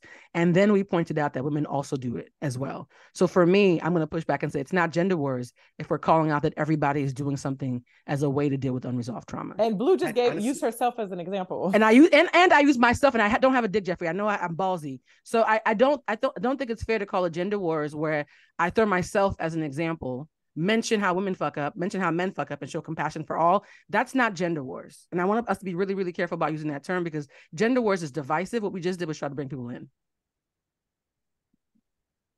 I feel that it's simplicity. It's very simple. I think those were a lot of things that what I have found in conversations with women, there has to be a reason. There has to be y'all use the word trauma, y'all use sadness, y'all use anxious, y'all use there has to be a reason. And as a man and having other male friends, straight, gay, everything, it's not that deep. And I'm not saying there's never a reason. Majority of the times it ain't a reason, which is why I find that women get frustrated with men, because they are looking for a reason. Why did you have her in my bed? Why did you do this and that? And honestly, it's like, because obviously it was two of them in the room, so we came to 100% party. You had her, she obviously was flirting or doing whatever to let him know she was down for the get down. But it's like, literally, this is where we were standing, and my dick was hard, and it's in the bedroom. I'm not sitting here thinking, because what I'm thinking is, okay, if I tell her we got to go to another room or leave this house, I'm going to lose this opportunity for her to suck my dick. Like, literally, this is where this is happening in the moment. I'm not thinking, oh, I'm doing this and this is going to hurt Meg, or this is going to hurt my wife. So Jeffrey, Jeffrey, I want to point out that we're talking about two very different things.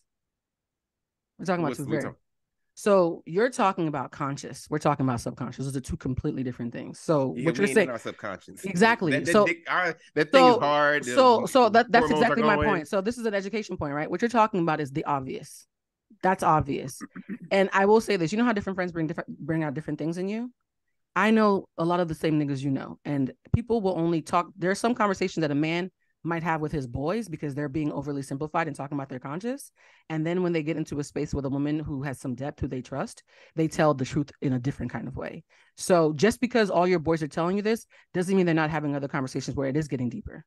And the subconscious is something different. And not everybody's going to think that you're the right person to have that conversation with. Somebody might talk to you and be like, Jeffrey, I don't know why it happened. She was there and I just fucked her and now I'm in trouble with my girl. And then they sit down and talk to me, same person. And we have the conversation that me and Lulu just had, same person, right? One is conscious, one is subconscious. I don't think those two conversations are at odds. I think it's the same conversation taken to a different level. And I think what happens is, so a lot of times people are emotionally lazy and oversimplify. And they say, in the moment, I did not know why I did it. And then they get therapy and finally figure out why. Just because you don't have the language doesn't mean that's not why it's happening.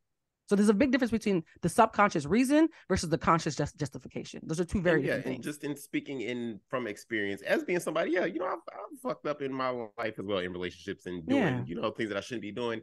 And I'm, as someone, specifically the male in a situation, I can truly say that there are times, and I'm not saying all times, there are times where literally there was nothing subconscious or you can't say anything behind it. It's just, you can't say that.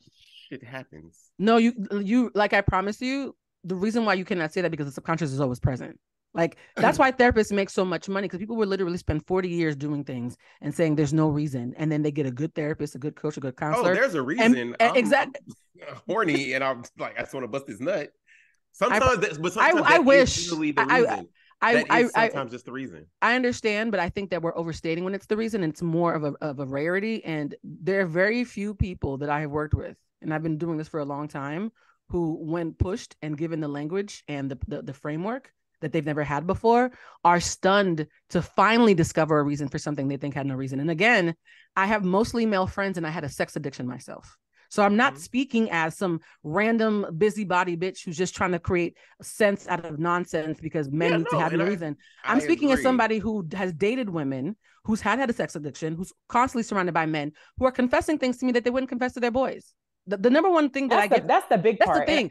Men lie to each other all the time and tell the truth to us.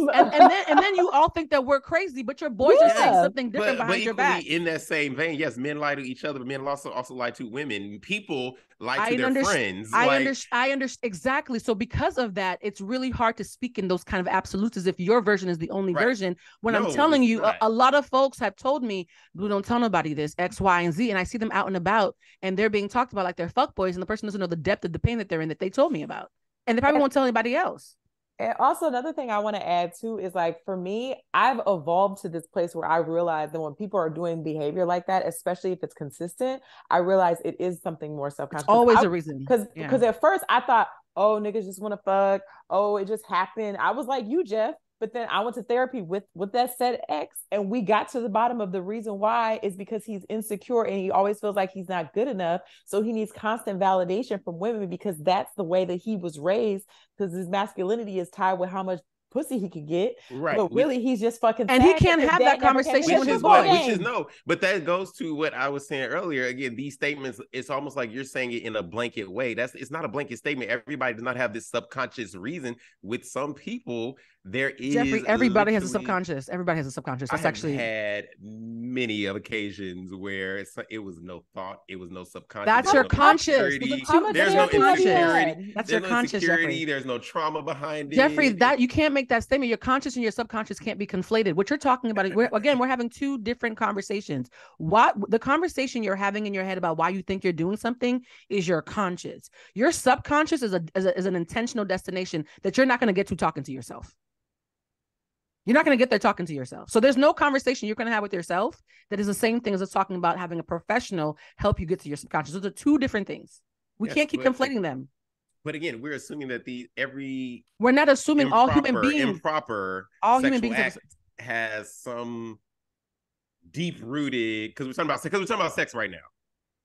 That we're talking about reckless human behavior. And when you repeatedly do things that are damaging and say there's no reason. Well, no, that's different. I'm not talking about repeated. I'm not talking about patterns of behavior. I'm talking about an instance sometimes. We were talking about repeatedly partisan. Talking about a pattern of doing this. We're talking about partisan and how he did something dastardly and callous to someone in a time of need. Then the conversation evolved to, well, that's just shit that niggas do. And sometimes niggas just be doing shit. And I said, no, we all have a conscious. So yes, they're telling themselves that, but anybody who's had any real work knows that there's a subconscious, and your subconscious is not something you're gonna tap into just talking to your boys. Your ill-equipped boys who are equally emotionally unable to figure out their emotions. That's not going to happen. That conversation we're happening cannot happen in the example you're giving. A subconscious conversation is not going to happen in a room full of niggas who all think they're just doing it because they had an opportunity. They're not equipped. Yeah, not a room full of niggas that's all doing the same thing. No, but I'm saying they're not equipped. The people who are talking to you, neither of you is equipped to have that conversation. So you can't use those conversations as a way to take away from what we're talking about. We're talking about professional help. Yeah, but like you said, people talk to you and be like, oh, I'll tell you this. I've had people talk to me, so it's almost saying I'm not equipped to have these conversations with friends, or that friends will lie to me. No, I'm saying that unless you are somebody who has gone to therapy and is talking to a therapist, a counselor, or someone who is going to help you get to the root cause, you cannot say that there is no root cause, because you have to go digging to confirm that. I didn't say that there is no root cause. You said that there's not always a subconscious. There's always a subconscious. There may not always be a root cause. We disagree. And again, not using blanket statements, because I can agree that yes, with majority of people, yes, we know it's traumas and things that, Black folks, we really just got into therapy. Jeff? Have you ever gone to therapy? Child, yes. Was it a good therapist? I have questions. Yes, I have. Because my clients who struggle the most are often the therapists. Now therapists are good guys. Therapists are like boyfriends. Just because you got one doesn't mean it's good. Yeah, no, I've learned that every therapist is not a good therapist. Sometimes you got to go through multiple therapists to find the correct, therapist for you. Yeah. Yeah. You guys, I will say this: there are things that you're doing for reasons that you're unaware of. Just because you're unaware of them doesn't mean that they don't exist. And I think that's what the point of the conversation is. Like, yeah.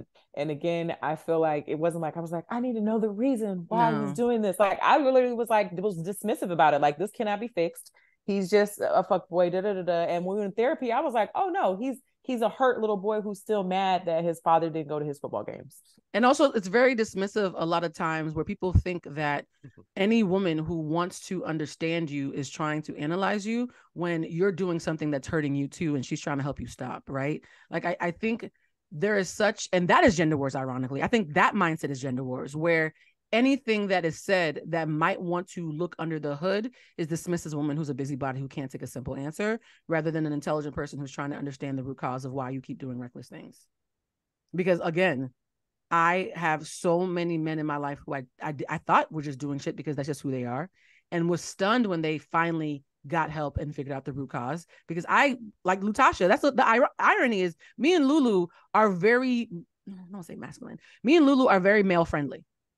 We don't hate men. We're surrounded by men. Y'all be telling us shit that maybe you're not supposed to tell us. We be taking you at your word until we find out you lying. Like, we're not the typical simple bitch, right? So for us to be saying it, I think it is a little bit lazy to use. Why do women do that? No, because the woman, the archetype of the woman that statement usually applies to, we're a lot more nuanced than that. And there's a dismissiveness that I think is defensive, that I think a lot of masculine energy, regardless of orientation, right, has to address. And what I love about this conversation is, especially about your bravery, Jeffrey, is people always think that gay men are not men. They think gay men are just going to be the kiki sisters who always agree with women.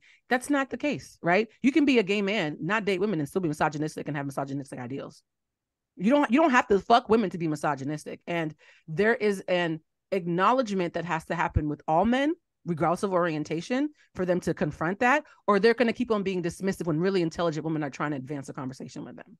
So I'm happy that you had that moment with us, because there's a lot more people, again, who agree with you, Jeff, than with us. We're not the norm. You are the norm. And I appreciate you. I don't know if they agree with me. But I will say, again, I'm always very... No, you're the norm. No, I want to thank you for that. I want to thank you for that. No, and I don't want to be called the norm, but I'm always... Listen, we always damn. Wait a minute. Why don't you want to be a special unicorn? Listen, I feel like, again, I've gone through and still going through therapy. I feel like therapy is an ongoing thing of life. It's not just something like, oh, I did it for 6 months, I'm healed, I'm fixed, nothing is ever going to be wrong again. Therapy is something that is ongoing. One, conversations with therapists, but then honest conversations with friends. I've come to both of y'all at different points or whatever in my life and just been like, whatever's going on. I just feel like, and again, you always say my what do you say, my sympathetic grace or my guilt grace, whatever it is. Guilty grace. Guilty grace. I understand. I don't agree and I don't condone. I want it to be very clear. I don't condone. I don't agree. But I understand sometimes why people, majority niggas, but people just do stupid shit sometimes. And sometimes very few times, it literally is like, it literally was no reason why. But I do also understand that know of. You have trauma or potentially something you need to work out or even understand yourself. So that's, for me, that's why I give grace. And again, I always say, when I make these statements, they're not I know they sound like I'm saying every man or every woman. It's not blanket statement for every human being on this planet. There are people that have sat in that chair and understand everything that Blue and Lutasha, y'all have just listed, y'all have seen and gone through and heard from people. But there is also that small percentage, and it might be 1%. It might be 0.999%. I don't know. But there is a small percentage where there are moments where it's just like, literally, there was nothing behind it. Nothing behind it. That you know of. But also, I think that it's one thing if it's a one-off and it's something that happened like one time in your life, but when you have repeated behavior, and that's what we were talking about, like repeated behavior, something's behind that, dude. Right. Like, and so I'm not speaking on repeated behavior. I was because what started the conversation with the topic of what's his name? Party. Yeah, getting head from a homegirl. And, it's not like Megan sat in her rap and said, yeah, I caught you this one time and I caught you the second time and this third and fourth time. Just because she only caught him doesn't mean it's one-off. Oh, no, he's probably been fucking exactly. So let's not be intellectually dishonest, guys. We're saying we're mincing words. It's not a one-off, right? Because most niggas, by the time they get caught, when you get caught, about 5 or 6 times. It's at least, let's not die on the one-time hill, the one-off hill. Very few people do a one-off and never circle the block again. They do a one-off and said, "Oh, let me try a second time," and then the first time they get caught becomes the one-off. Yeah, that's human nature. It's just every time you do it, it just gets easier. And guys, I want to point out that we're talking about men because we're talking about partisan. Every single thing that me and Lulu just said is gender neutral. Yeah. Every single thing that I just said, some women that ain't it's human shit. It's all gender neutral. And that's why I get so nervous that the minute a woman talks about a man or a man talks about a woman, we immediately assume it's gender wars. That annoys the fuck out of me because there are so many things that are gender neutral. And that are not about, I hate when men say men are logical and women are emotional. Most men I know are more emotional than me. Most of them. Jesus Christ, they're so emotional. Say it again. I'm sorry, say it again. When people say men are logical, women are emotional, most men I know are more emotional than me and get Oh mad yeah, at me. men are big ass babies. And do you know why men are emotional? Because they're told to pretend they aren't. They're And not be, yes. So it's things all grow in the bottled up. dark. Yeah. So Yeah. women are allowed to feel emotion. So we don't have a lot of shit bottled up Y'all because don't we have that said shit it. bottled up. Yeah. You said it already. But when you're constantly pretending to be stoic and acting like half of human range of emotion that you don't have access to, Yeah, that like shit grows like mold. it was nothing. It was nothing. I just did it. I don't have nothing. He bottled up some shit right now, probably. And and and, Yeah. and He's then on the you go verge to of a tears. party and get a blowjob in your girlfriend's house and act like it was just a one-off when the whole Yeah. time you were dealing with some shit. So it's all connected, guys. The only reason that men think that they're not emotional is because they're not being told that they can have emotion. Doesn't mean Yeah. they don't exist. Just because you deny something doesn't mean it doesn't exist. I think that's probably the theme of this conversation. Jeff, I have a question for you. What up? What did you learn from this conversation? I'm gonna keep my mouth closed. No, that's defensive. What did you learn from this conversation? um, what did I learn from this conversation? Nothing. I'm not gonna say nothing because I feel like I learn something every time I talk to you ladies. That was a I have good. just learned That well played. But go ahead. I just I don't know if it's not even learned. It's just No, there are two. I very specifically asked, what did you learn from this conversation, if anything? And there's a reason why I'm asking. I'm gonna shut up. I do So because I feel like sometimes it's not about. I'm not arguing a point to be right. It's just more like in speaking to be heard, and it felt like every time that I was making a statement, it was being hit with this. It was like playing tennis, like, oh, we're trying to go back and forth. And I'm not trying to go back and forth. I'm just trying to present a view. I'm just trying to present a view. so you weren't listening to learn, you were listening to respond. No, I wasn't. No, I wasn't listening to respond. No, I was listening. Like I was So actively if you were listening. listening to learn, what did you learn then? Because we shared a lot. Probably because I've had these conversations with both of you guys separately offline and everything. I feel like I don't want to say because I feel like I don't get in no more trouble. I There's no trouble here. There are no wrong answers. There's no wrong answers. yeah, that is the I ain't falling for that trick. No, here's the thing, Jeffrey. Saying that there's no subconscious, that's just factual and accurate. That wasn't tennis. That was a factual inaccuracy. It's like saying today's Wednesday. I didn't say there's no subconscious. I said there's not always No, a subconscious. that's a factual inaccuracy. So that wasn't me like playing tennis with you. I just don't want us to be on this platform and saying things that you Google and say Google's like, what are you talking about? Oh no, So not Google. I'm talking about in conversation and speaking from personal experience in conversations of things with my own therapist and going to find that reason and that deeper and that understanding why and the whatever it could possibly be and actually realizing there was no backstory, no trauma, no blocking, no anxiousness, no. It was just sometimes you just do stupid shit. And so again, with that is it's again from having a personal. So Jeffrey, experience pause. You with see a that I trained asked professional. you, but Jeffrey, you see how I asked you what you learned from us, and you went back to stating your argument instead. That's So the does it mean reason. I didn't learn anything? Yeah, that's what I'm saying. Okay. It's like a lot of times when people are trying to expand a mindset that's greater than personal truth, because what you're saying is a personal truth, and that's true, right? Your personal truth, only you can say that's personal truth. We were talking about universal truth, which is why I kept on saying, Jeffrey, let's not conflate it. You're giving us a personal truth. You're giving us something that's conscious. We're talking about the subconscious, which is universal. We universally have a subconscious.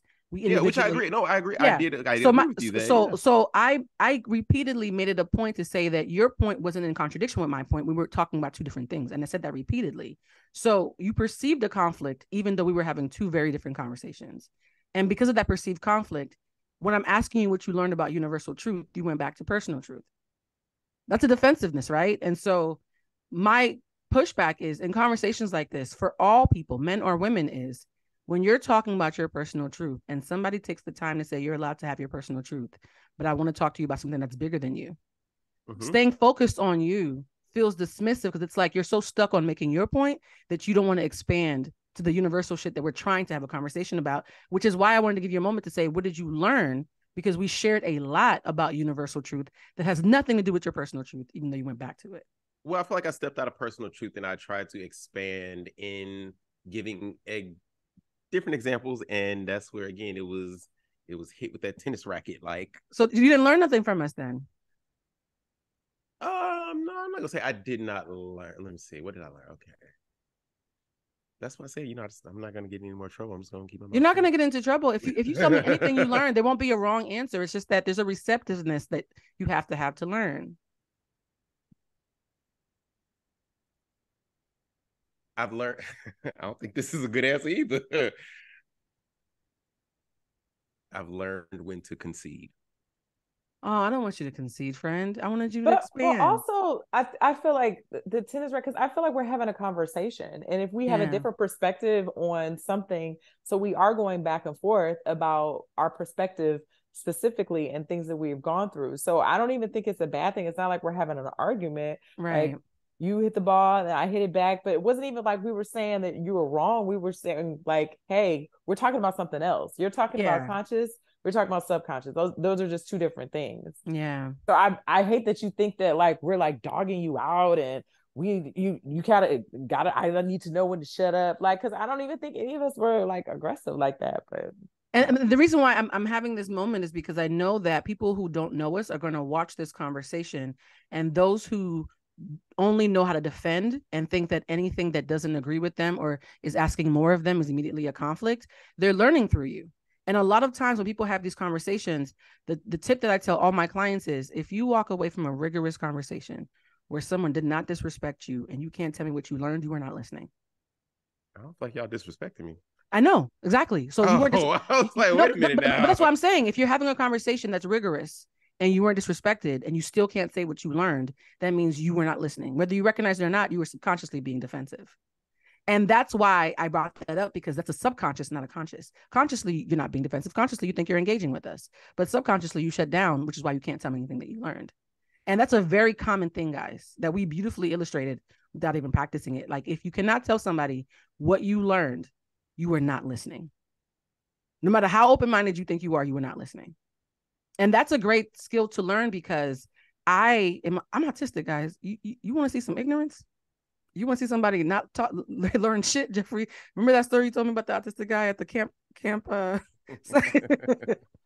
Jeffrey and I have a very, very politically incorrect conversations about how autism gives you audacity of kings, right? So I naturally have a brain that skews to what Jeffrey just did. My brain naturally does that. I had to teach myself to be like, this is not about my personal truth. This is something bigger than that. And so I'm hoping that when people watch the playback, they'll see themselves in you and recognize moments where someone was talking about something, was keeping them safe, but because their subconscious felt defensive and was trying to make their point, they didn't receive, they were only giving.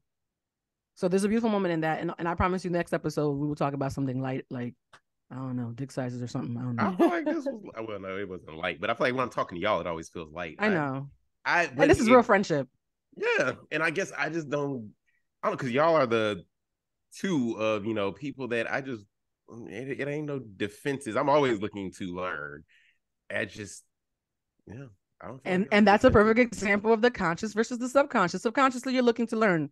I mean, consciously, you're looking to learn. Subconsciously, you can't tell the shit that you learn from us. You see the difference? Two very different things. Lulu, do you have anything to add? It's not that I didn't. Okay, it's not that I didn't learn anything. It's just not anything.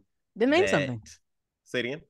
If you learn, no, I was gonna say it's just not. It's learning something would be hearing something brand new, and I can't say I heard something brand new, which sparked. So I would change the language. What did you receive from this conversation? Then we can play semantics. I'm great at that. We all need that. We all need hope. We all need therapy. We all need to search a little bit deeper if you ain't done it before.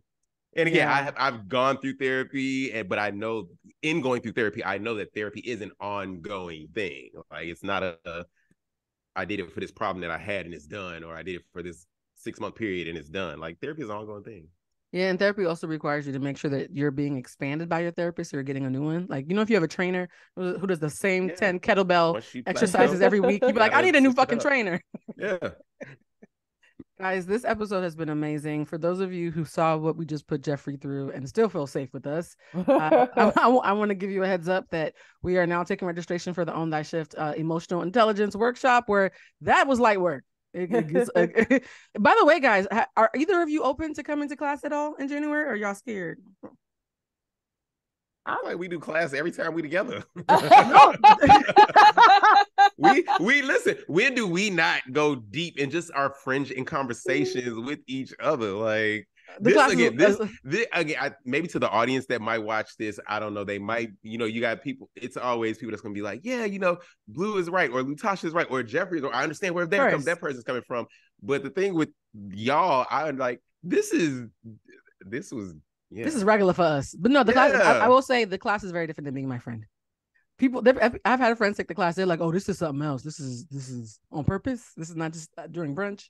Guys, the registration for the class is ots24.eventbrite.com. OTS stands for Own Thy Shift, 24.eventbrite.com. A lot of people who come into the class are word of mouth folks. A lot of husbands will take the class and then buy it for their wives. A lot of kids will take the class and then buy the next one for their moms. A lot of couples will take it together. I think I've stopped a couple of divorces recently. A lot of therapists take the class because being a therapist and being emotionally intelligent are not the same thing, guys. The world is full of therapists who are not emotionally intelligent. That's a whole other conversation for another day. So I wanted to make sure that you guys check out the class if you want to. I do one-on-one consults as well. Jeffrey, once again, let them know where they can taste your seafood mac and cheese, because I feel like every week we talk about it, somebody wants to taste some. Listen, you can always find it. Well, except for this week. This week is a very busy in-person week for me, so the store is closed. But we are on DoorDash at Best Kept Secrets International. You can get the seafood mac and cheese along with the other 4 varieties that are available. What's the Instagram? I'm sorry, we're on DoorDash. No, we're on DoorDash. Oh, you're on DoorDash in the Los Angeles area. Exclusively on DoorDash, specifically downtown LA. I think DoorDash delivers up to like a 6-mile radius. I'm not sure, but pickup is always an option. We need to figure out how you can do like one of those freeze things. Because I remember for my birthday, Lena sent me a lemon cake from Detroit. Oh. And it got to me because they froze it. That dry ice. Yeah, you need to figure out how to, there are a lot of people listening to this. Oh, I'm looking to it. It just right now, because I'm a small business. Right. Packaging, shipping, delivery, it would cost the customer. It would cost a lot for the customer. Which, hey, if y'all want to pay it, I'll send it. But it would be very expensive. You'd be surprised when you're in people's earbuds for an hour or two every single week. They be like, well, fuck it, I want to taste this goddamn mac and cheese at this point. So you never know, Jeffrey. Look into it. Absolutely. How about you, Lulu? Where can they find you? Lou_Lou19 on Instagram. And I love how you smiled at that. Like, I'm still there. And you guys know you can find me at BlueCentric on Instagram and Twitter, at BlueTolusma on TikTok. I love this conversation. Like, I love this because so many people do not know what healthy, rigorous friendship looks like. The reason why I was so passionate about having you, Lulu and Jeffrey, do the show with me in this iteration is because there are very few people in my life who I know have personalities, magnetism, and just a zest that is great enough to have good conversation, but hearts that are big enough for us to like go there and not want to fight afterwards. So I think this episode actually perfectly illustrated why. Slam these headphones down. Don't you call me until next week. I want to see none of this. No. The norm. I said I was the fucking norm. going on Instagram Live. Did y'all see that shit? Lulu, I love that we had that whole courageous conversation. The only thing that pissed off Jeffrey was, I don't know about the norm now. Yeah. Norm? That's the only thing that made normal. You call me basic, bitch. Oh, I might have trauma, but I'm not basic. No, I love this. I think we're really showing people a different and healthier version of friendship. You guys, I'm exhausted. I've had a day. I'm shocked that I even had the energy to do this episode. Thank you guys for doing this. And by the way, before we go off air, is there a day this week or next week that y'all can do a studio episode? I want to do one studio episode before the end of this month. Y'all let me know. Monday would not be a great day. This week is no good for me. Next week is not Thanksgiving, so maybe next week. Can we do next Monday or next Tuesday? Tuesday is Harbor House. Hump Day? Probably, yeah. Wednesday is the most I could probably do Wednesday. Yeah. What time? Wednesday at like 6 o'clock, 5 o'clock? What? I'm free after 2 p.m. After 2 p.m.? Let's do 6 because I have to come from the marina. Okay. So next Wednesday at 6, I'll book the studio. We're still gonna do the Monday episode. Ooh, I just burped. Jesus Christ. What the fuck was that? I want to do an episode for next week for Thanksgiving. So I think for the special Thanksgiving episode, it just makes sense for us to do it in the studio, do it in person, have us a little kiki. Jeffrey, if you want to bring your espresso martinis or anything like that, I would not be opposed. I'm just saying. So yeah, I'm gonna book the studio, get back to you guys. So you guys know that Thanksgiving week, we're gonna do a special in-person episode. Y'all know that I've been trying to do these via Zoom because I'm saving up money to help my family and maybe going on vacation because I deserve it. But I think the an in-face episode as a trio is a good treat for the listening audience. And guys, we love you, we adore you, and we have to go. Bye, everybody. Bye. That was so good.